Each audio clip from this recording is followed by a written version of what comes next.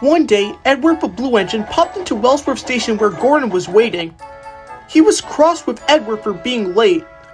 "What took you so long?" he said. "Stop moaning your pistons when someone's got a train to pull!" Edward just left, but he didn't say anything.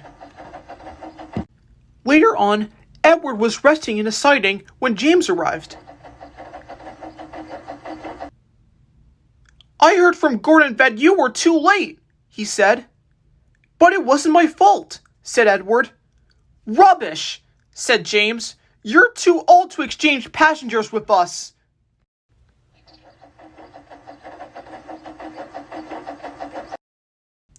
That night at Timothy Sheds, Edward told Thomas and Henry about how Gordon and James had treated him.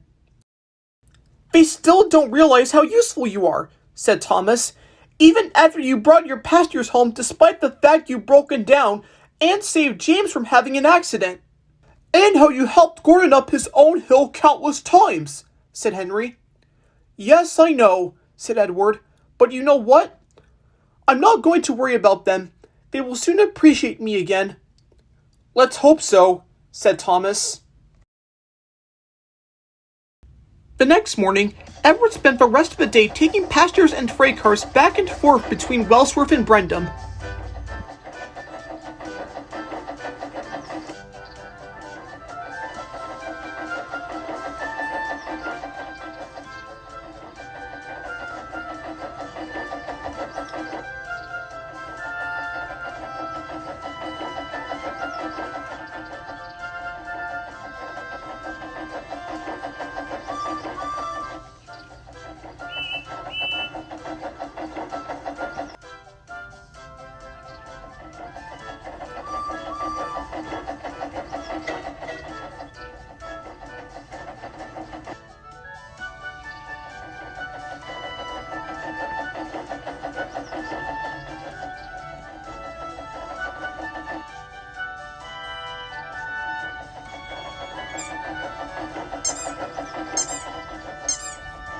But as they worked, Edward could hear a squeaking noise. His driver noticed it too.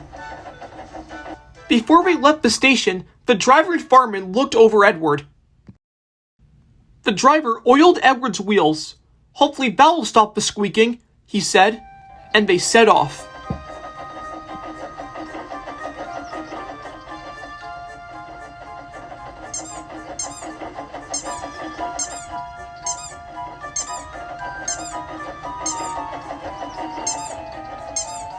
The squeak continued as Edward puffed along, but he was determined.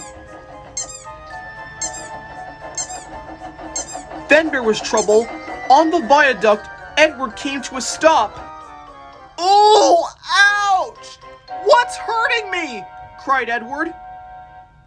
Edward's driver and fireman looked him over once again, and the driver had bad news. "One of your gears are jammed, Edward," he said. "The other engines are too busy finishing their work." "I can't give up now," said Edward.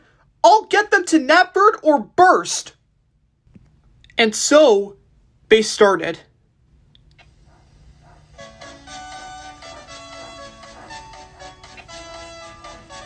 Edward wanted to stop turning his wheels, but he pushed on with the moon shining brightly. Once he passed the signal box, Edward knew he was almost there. And with one final puff, he pulled the train into Knapford Station.